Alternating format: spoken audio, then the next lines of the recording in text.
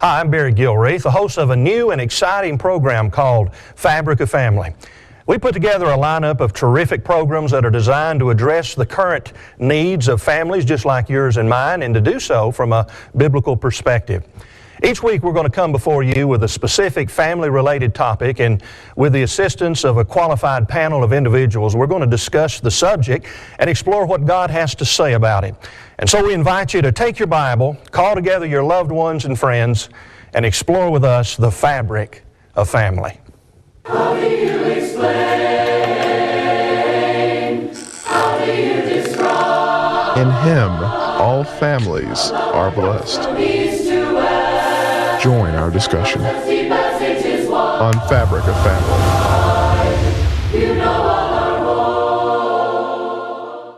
You know, America loves their sports. In fact, we can't just get enough of sports, can we? I mean, the competition, the strategy, and the limits that we stress our bodies and take ourselves to an extreme can be exhilarating.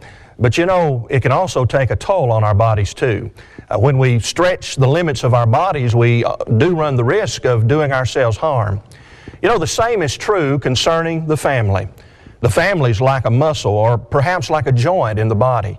It can take a lot of stress and strain, but when it's stretched to an extreme, it is bound to suffer injury and need repair. Well, today's program is entitled Stressing the Home to Its Limits. I'm going to be talking about the subject with a panel of two guests, and together we're going to explore what the Bible has to say about stress and how to manage it. And we're also going to be taking a couple of strolls along the street of a busy city to get the thoughts of viewers just like yourself regarding our subject of the day. And so now let's go out on the street with our street reporter, Wes Ayers, and see what some viewers like you think about our subject.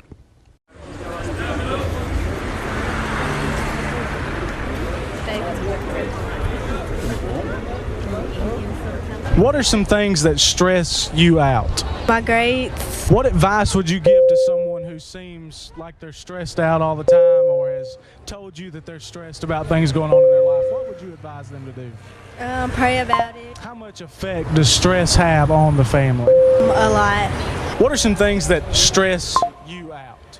Well, I think when you feel your day too full of stuff and then you try to accomplish all of it, that's very stressful when you do that. And so just might need to learn just do things a little less every day, or not do as much or pile as much into a day. How does stress affect a family? I think families can get together and they have too many things to do and they're all headed in 10 different directions, and we kind of miss that time we used to have when families stayed at home or ate supper together. And a lot of folks are overburdening themselves financially now, and that has an effect on the family. Those kinds of stresses and emotional stresses, those things can weigh on us a good bit.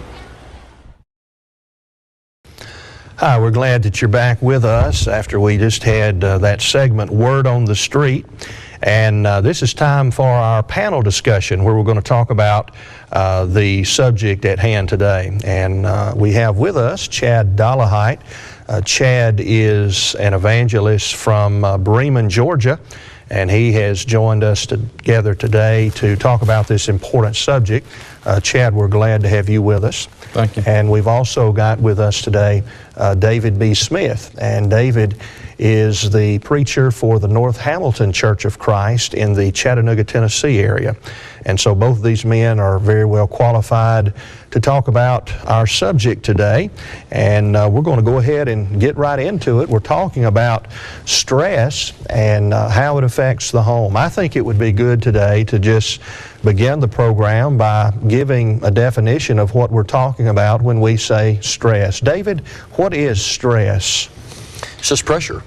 I mean, if you could illustrate it, you get a wound or something and someone says, here's a bandage, put some stress on that or put some pressure on that.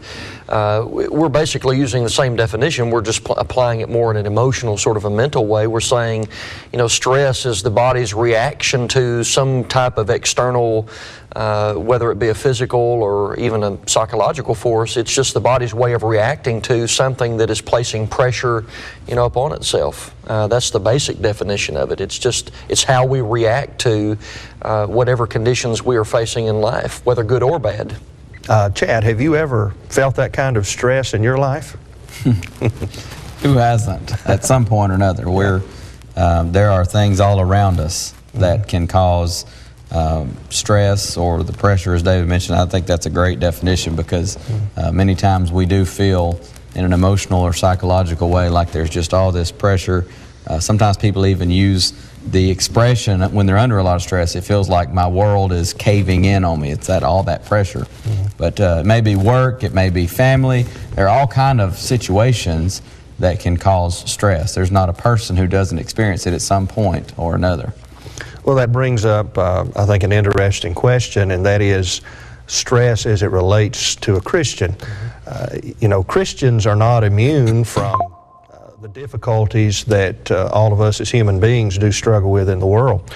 But, you know, there are some, I think, who maybe have the idea that if they are a Christian, then that's going to take away all of their troubles, and all of their trials are going to be gone, and so consequently they're not going to ever experience stress like they did in the past. Would you agree or disagree with that?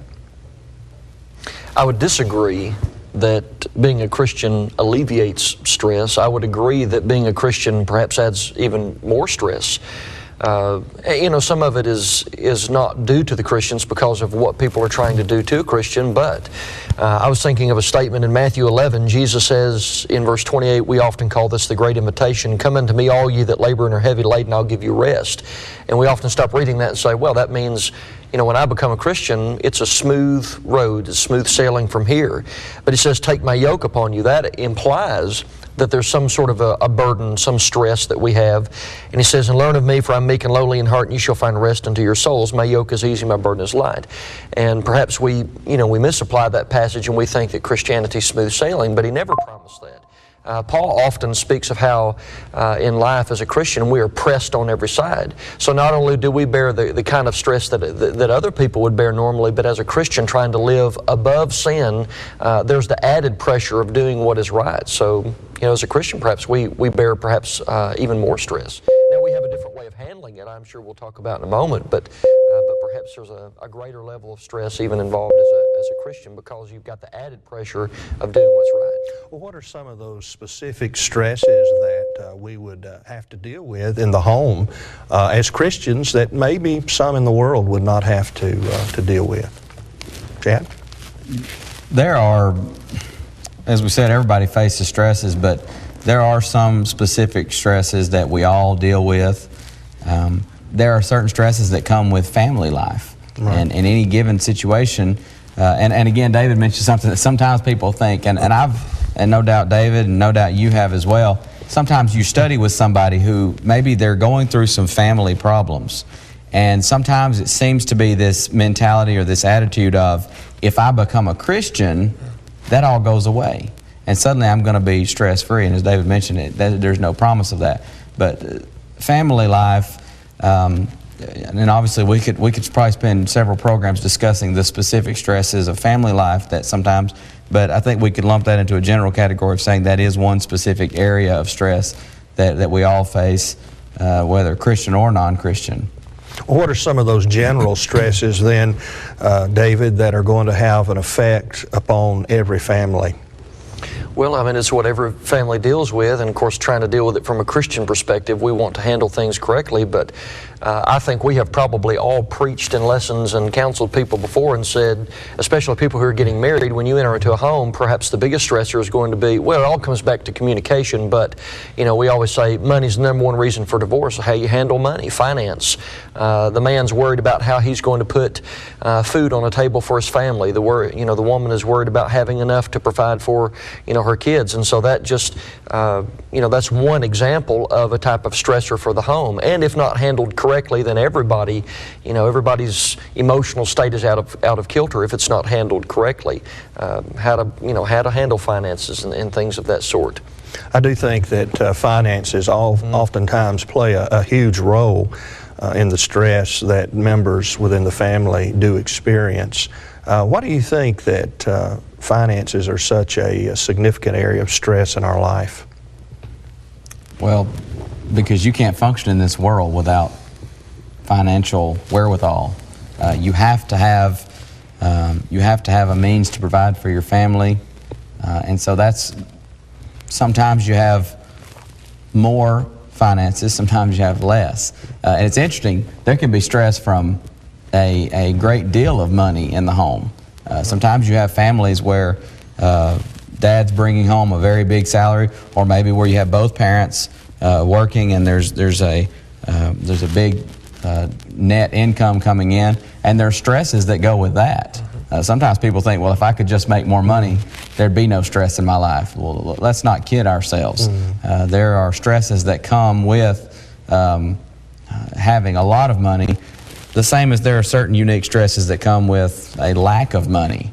And so there are stresses that come with that, with finances, because that's a part of life. It's always been a part of life, and it may not always be money as we count it, but there's got to be some kind of means to provide for the family, to purchase things, and so there are going to be stresses that come with that.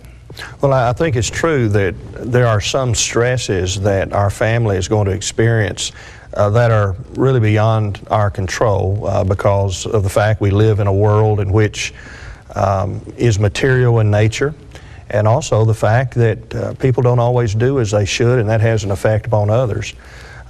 So, that's certainly the case.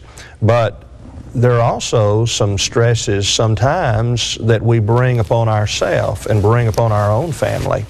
And I'm just curious, what do you think about that? Are there some things that come to mind that cause stress upon the family that are brought upon really by the family members themselves?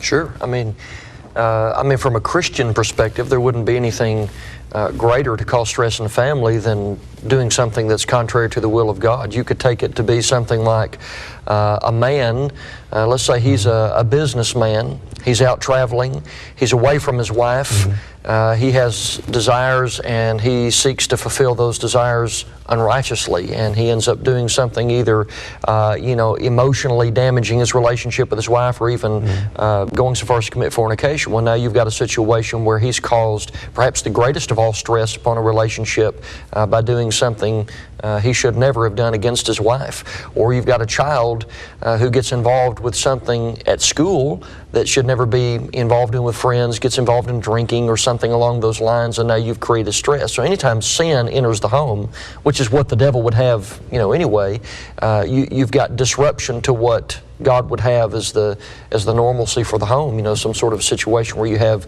calmness and peace in the home through Bible principles. The devil will disrupt that through sin. So anytime sin enters the home, you've got stress being placed upon it. Well, it's certainly true we can't escape stress, regardless of whether we're a Christian family or whether we have rejected Christian principles in our family. But, it is also true that though stress cannot be escaped, there comes a point in time to where a stress can begin to place a burden or a hardship upon the family. And sometimes we talk about stressing the home to its limits. And what are some of the signs then that we could think about to help those who are viewing the program today that might suggest possibly that stress has really reached its limit and it's beginning to have an adverse effect upon the family unit? Well, there could be, sometimes that's going to vary from person to person, family to family. I know one situation that comes to my mind was in my own life. I remember several years ago, don't really know exactly what had happened, but I ruptured a disc in my back, and it caused a great deal of pain. That's something that I didn't even think about a while ago we were talking about. Sometimes you can be in physical pain, and it causes a great deal of stress in your life, and sometimes that reaches the breaking point, because when you are in constant pain every single day, and that's where I was in that situation, it makes you a very, as I put it to several people, it makes you a hard person to live with. And it gets to the point where things build. And some signs that stress is getting to reach the breaking point may be the short fuse. Maybe a child does something, and we understand children need discipline. They need to behave, they need instruction, they need guidance, they need rules. But we also understand that at times they're going to be children, and There may just need to be a correction. Hey, don't do that. Well, sometimes one little thing and dad just explodes. That's right. That may be stress is at the breaking point. Or maybe the wife comes in. It could even be the other way around. Maybe the wife is stressed and dad comes in and maybe he drops a shirt or pants on the floor instead of putting them in the basket. And maybe she's asked him to do that before, but this time just all of a sudden she snaps and explodes. Stress may be at the breaking point. Those are a lot of times that short fuse. That's a real good sign that you're near that breaking point, if not there. David, are there any others that come to mind? No, I was just thinking you could take a situation even like Chad was in where you've got something physically wrong. What happens is sometimes the responsibilities that we bore ourselves because of whatever physical capacity gets shifted to another person in the home, and so people start feeling overworked, and it leads to that irritability like Chad was talking about. But it could be anything, whatever the cause of the stress is. If you look for change in relationships, let's say that you normally would spend a great deal of time with your kids, you went out and did things, all of a sudden you're not doing that anymore. That may be an indication that stress is overtaking the relationship and prohibiting some of that from taking place. You and your wife used to have date nights every Thursday, Friday night, whatever it is, and all of a sudden you're not doing that anymore and you're spending more time alone than you're spending with other people. Those are pretty good indicators that something's disrupting those relationships, and you can almost trace it back to some stress, something that's causing stress on the relationship. Yeah, that's a good point. Different people handle it differently, and there may be different signs.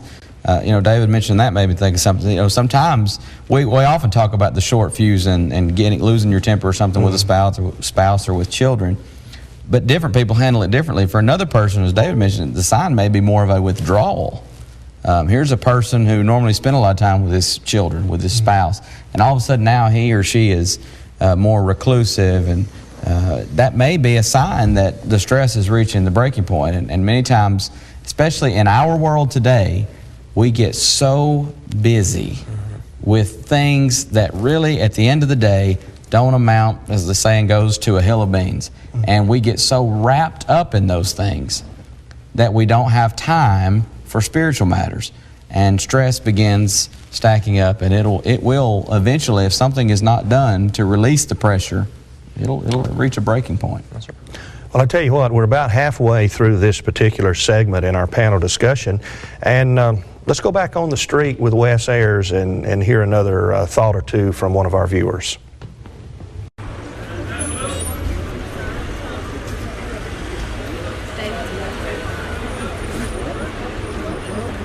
How does stress affect the family life?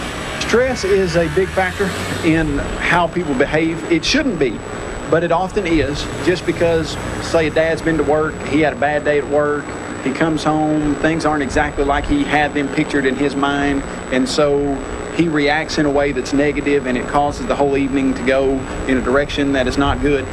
Stress is something that has to be dealt with, and it's something that needs to be recognized. And most of the time, it's something that could easily be assimilated or fixed if a person would keep their priorities right. As far as if you were to say on the grand scale, in the grand scheme of things, okay, you didn't make the $200 sale.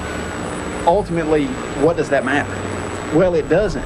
And is treating your wife in a way that shows her respect and shows her God's system for the husband loving the wife, is that much more important than you taking your stress out on her or your kids? Yeah, but stress gets in the way because people don't recognize it for what it is and say, I need to do something about it.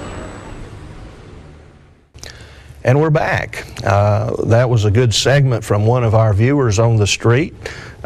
He was talking about, gentlemen, how that we need to do something about it when stress gets to a certain point. And so I guess my question would be, what can we do about it? Is there anything that we can do to minimize stress in our life? Chad? Well, he made a real good point, and basically putting it in a nutshell, what he was saying, just put everything in perspective. Many times, as he mentioned, it may be something on the job. Maybe you didn't make a sale, or maybe you made a mistake. Sometimes a husband comes home or maybe even a wife comes home and there's been a mistake made at work, maybe got in trouble over it or reprimanded or something, and then all of a sudden it all gets taken out on the family. If we keep that in perspective and realize that is not worth, in the grand scheme of things, causing that kind of stress, allowing that kind of stress to come into my home. David mentioned earlier, anytime sin comes into the home, that's what the devil loves to see. But when stress comes into the home and begins to build and that pressure starts to build up, boy, the devil loves that as well, because he knows, as we mentioned just a few moments ago, it's going to reach a breaking point if something isn't done. But perspective, keep things in perspective. That is a huge factor in managing stress. Well, what else can we do to minimize stress, David? I think it goes right along with what Chad was saying. It's, taking a bottle of soda and shaking it up, the pressure builds, and so it has to be released. We can't just internalize that, or it just gets worse by doing it. And so we turn to others for help. We seek help from others. That could be first and foremost from God. We turn to His Word and we seek the counsel from His Word, or we communicate, we talk. If you're married, you've got a spouse that's supposed to be there as a suitable helper for you, a mate.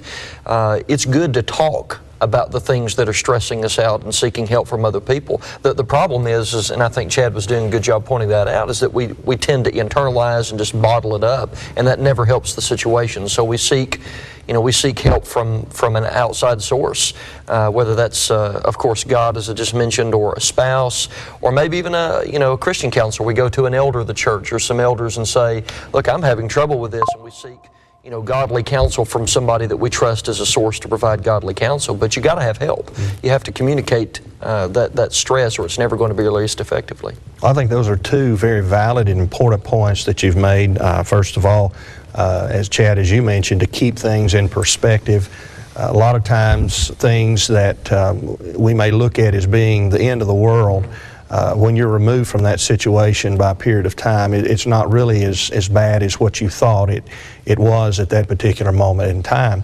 And then secondly, David, as I understand you said that it's also important to talk things out, Sure. Whether that be with a spouse or a Christian counselor, and certainly to go to God in prayer. That should be our first resource that we ought to go to. Sure. Are there any other things that either one of you can think about or think about that may have application to this particular point?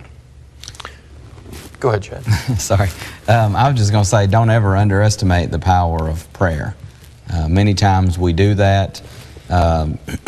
Sometimes, and I've mentioned this point several times, we need to be careful about it, whether as preachers, but as all Christians. Sometimes somebody will say, well, I'm going through this in my life right now, and we say, I'll pray for you. But do we? But also in our own lives, sometimes we'll say, well, I'm going to pray about it and try to make a right decision, or I'm going to pray about it and try to do this. Sometimes, we just don't need to underestimate the power of prayer. 1 Peter 5:7 says, casting all your care upon Him, for He careth for you. That's what God wants us to do. God says, give me your burdens.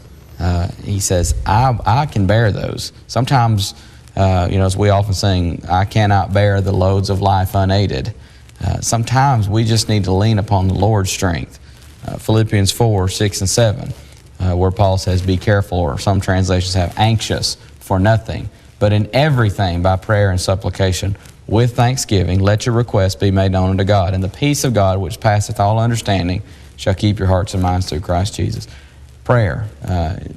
Never underestimate prayer in dealing with stress. Sometimes we need to take those things to the Lord. And there is a great peace of mind that can come to us when we believe and trust in the promises of God.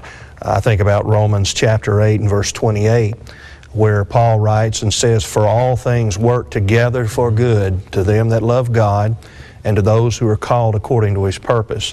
If I am a child of God, I can have the full confidence that God's going to work all of these things out for my best. Now, that doesn't mean that there are not going to be some trials and hardships along the way, but the end result is, based upon the promise that is made in that passage, is that everything's going to be fine.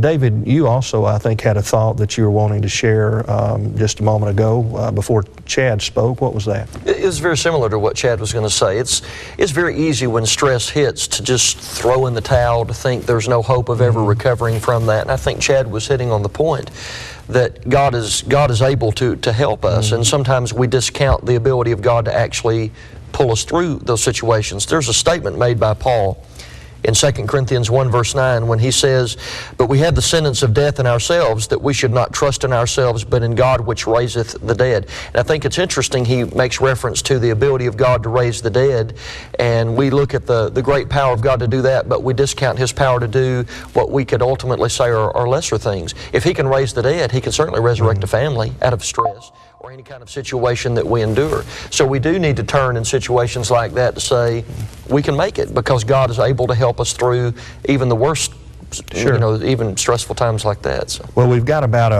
a little over a minute left in this particular segment, and I want to close with this question, see what your thoughts are.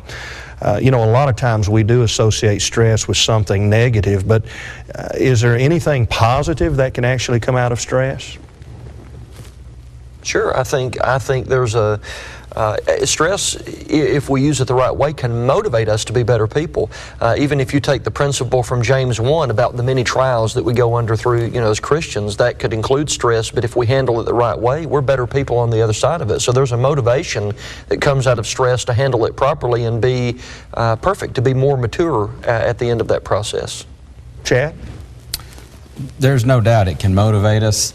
I've often said the older I get, the more I understand life is about balance. And there's a too carefree attitude that you can lean toward where there's no stress in your life. And here's a man who maybe he has no job, no source of income, and he just says, I'm not worried about it. Things will happen. It'll come together. Then there's the other extreme of getting so stressed that you're just about to the breaking point. Somewhere in between is a man who appreciates that there are certain things in life that are stressful, but he says, I'm going to let that motivate me to be the absolute best person I can be. That's when stress is good for us. Well, that's our program for this week, and we hope that your home is just a little bit less stressful after spending some time with us today. God cares about the home. And at the Jackson Heights Church of Christ, we care about the home too. In fact, we would like to invite you to visit with us at your first opportunity and meet some of the families that make up our church family. If you'd like to study the Bible in the privacy of your own home, we have a free Bible correspondence course that we would be happy to send you. Again, it's free. No one's going to call or visit you. We just want to help enrich your life by allowing you to see what plan the Lord has for you and your loved ones. If you like the program today, let us know. And if you didn't like the program, well, you can let us know that too. We'd just love to hear from you and get your comments. We hope that you'll tell your friends and family about this new program. And next week, we're going to be talking about the controversial topic of same-sex marriage and its effect upon the home. Until next time, I'm Barry Gilreath, wishing you a blessed week. How do you describe a love that goes from east to west and runs as deep as it is wide? You know all our hopes, Lord, you know all our fears, and words cannot express the love we feel, but we long for you to hear. Let's make the most of a minute. There are some things that we humans are alike on. I mean, take the mirror, for example. This morning, we all looked at ourselves in the mirror. There's something fascinating about a mirror, an accurate reflection of our appearance. Not how I view myself or how I think others view me, but just how I really look. And some of us don't enjoy looking at a mirror because of that fact. It tells the truth. In James chapter 1 of the Bible, James says that the Bible is like a mirror helping us to see ourselves as we really are. It gives an accurate reflection of anyone who will honestly look into it. Don't neglect to examine yourself in the mirror of God's Word. It's for your own good. It'll help you get your life right with God. Psalm 119, verse 105, Thy word is a lamp unto my feet, a light unto my path. I'm Glenn Colley, hoping you make the most of your minutes. Speech on. Services in use. Screen recording. Cellular. 404 bar. Verizon. Status bar. Hearing device. Remote. Screen mirror. Camera. Button. Calculate. Timer. Flashlight. Selected. Brightness. 7. Selected. Bright. Mute. Selected. Lock rotation. Next track. Button. Lock. Selected. Mute. Switch. Selected. Screen recording.